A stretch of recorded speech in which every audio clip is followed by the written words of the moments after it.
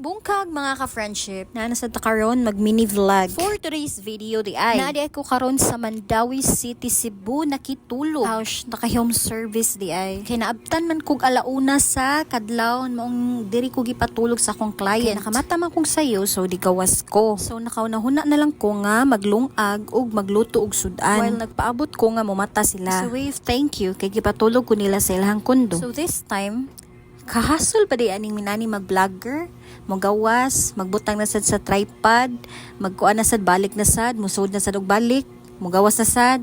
So this time humana kog hilamos ani para mag-prepare na ko sa akong lutuon. So kani nga part naglungag ko.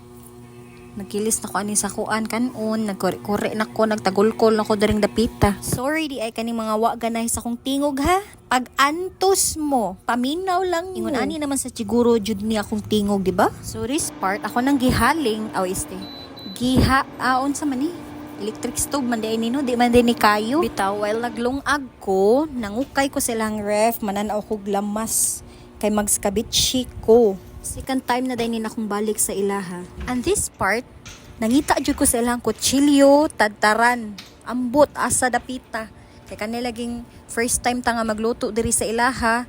Nya wa ta kahibaw asa dapit ilahang butanganan. So, perting ukay na ko halos tanan drawer nila akong giukay. Balik jud kog ukay diring dapita. So, this part finally kita na jud nako.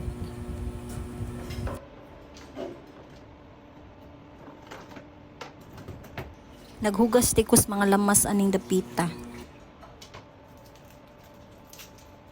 So, gipanghihiwa na din ako ang ahos. Dayon next ang sibuyas. Gisunod na dayon ako ang luya. Para di magluya.